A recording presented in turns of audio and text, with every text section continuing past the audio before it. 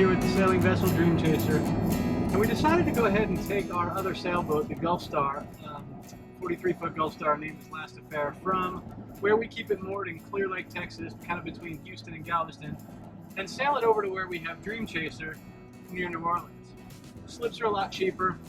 It'll be a little bit convenient. We have some fairly major work to do on Dream Chaser with the coach house wall, and it'll be convenient to have a place where we can go and stay on the other boat for a few days while we do this work. We've been here for a couple of days just sort of getting things ready. So far, just routine maintenance, right? Changing out the impeller and the oil and topping off the transmission fluid. Made sure all the coolant fluid was good. Actually, I can't believe it. I pulled my Honda portable generator out of the rear storage unit in the backside of the boat. We haven't started this generator in over 4 years. I pulled it out of there, pulled on it about 7 times, and the thing fired right up. I could not believe it. Old gas, everything. Those Honda generators, that EU2000, it's a singing endorsement for me. I'm shocked. They're not only quiet and powerful, but to start after sitting that long is just amazing to me. The other thing I went ahead and did was I went ahead and hooked up the 30 amp main shore power for the boat to that EU2000 generator. It actually will run the entire panel, including the air conditioner. So I'm not sure if it'll run both air conditioners. I think that would be asking a lot of it, but it will absolutely run just the one. So pretty impressed with that. That'll be handy to have in the event we need it. It's also going to be a nice little, for emergencies kind of thing. So if we end up with a dead battery or whatever, we could easily, pull that thing and get it fired up. So definitely be handy to have. Did notice the dinghy battery went out. That sucks. And one of the batteries in the boat is really low. So what I'm going to do is I'm going to go ahead and get just a single Group 27 deep cycle battery, not nearly big enough for what this boat would normally have for a whole set of house bank, but it'll be good enough for at least what we need to do for the next couple of weeks. So we're off. We'll have more footage of the trip. It's always Murphy's Law. So today, the dinghy wouldn't start. Of course, the dinghy battery's dead. So off to Walmart.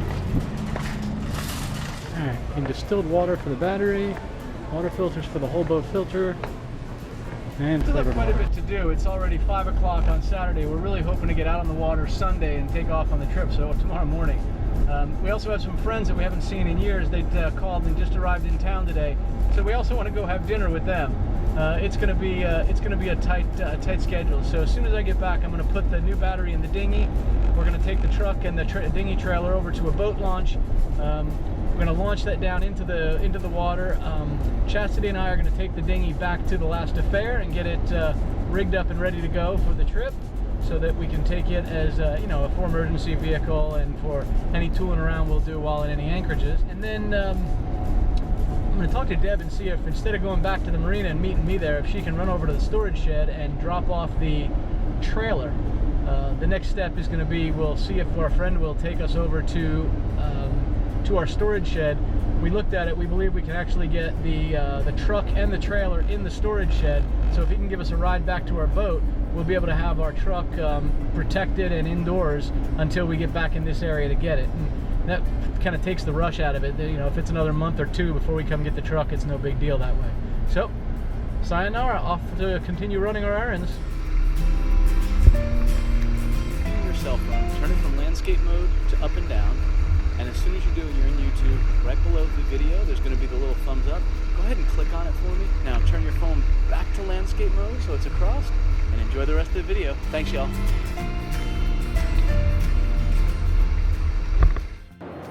I forgot to ask Deb to run over to the storage shed, but lo and behold, she's not here when we got back, and it turns out that's exactly what she did. How great.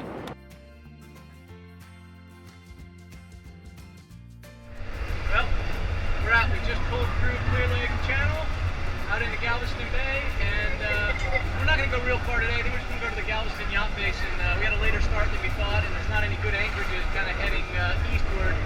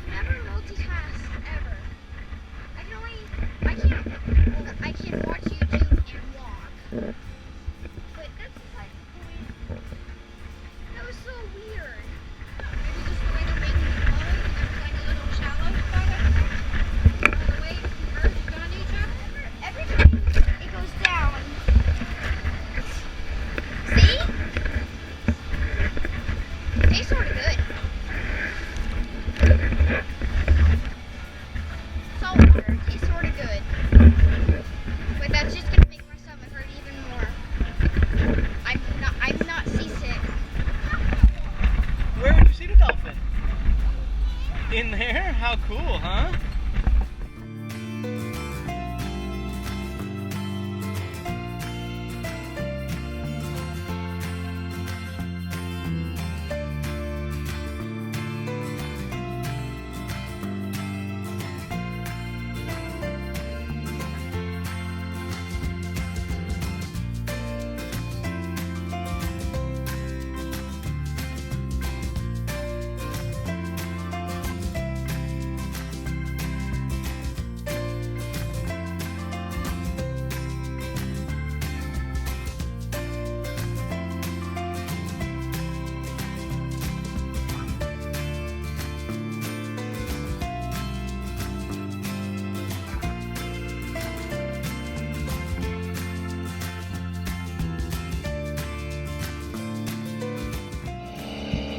What you got? That cookie? Yeah.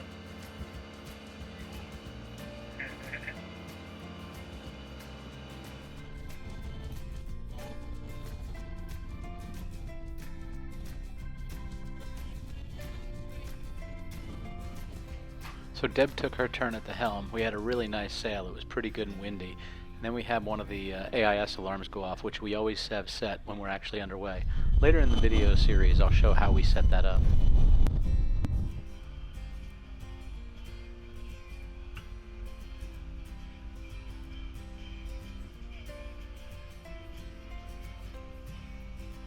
And you can see in the cockpit what we end up doing to entertain ourselves. What you doing? Just doing that? This little bar that I was gonna give to him, I threw it up there, it hit one of these, landed right here, then it bounced off of his shoes. But for a split second, it was landed right there perfectly. It was a good shot, that's for sure. And I did the same thing with the bread, but it wasn't right here. It was in front of my grandma. Alright folks, well we are making pretty good progress. We left this morning about 6:37 a.m. from the Galveston Yacht Basin, and from there we were heading east on the ICW, going to essentially Pleasure Island, it was what it's called. It's in Port Arthur, just past Sabine Pass. So the waterway you see behind me here is actually Sabine Pass. I just rolled the sails in. We were making pretty good time sailing most of the ICW just because it's 4th of July and there wasn't a lot of barge traffic.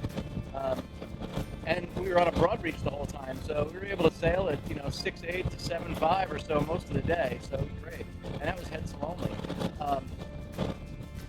We rolled it up just before we got into the Sabine Pass here, and I'm glad we did because we got a pretty good jaunt of fetch from behind us as well as the wind from behind us. Would have been a nice spirited sail, but Deb's down below with the little ones in the air conditioning, so I figured I didn't want to do anything too crazy up here by myself. We were really adamant as well around safety with the kids on board. So if either of the kids were in the cockpit, they had to have their life jackets on. The 2-year-old was a little bit more robust for safety. So you see the harness that she's having put on right now. That is actually tethered to the boat with a jack line to a stronghold right in the center of the cockpit. And then ultimately we put her life jacket on over it. That way she couldn't fall over the side of the boat no matter what.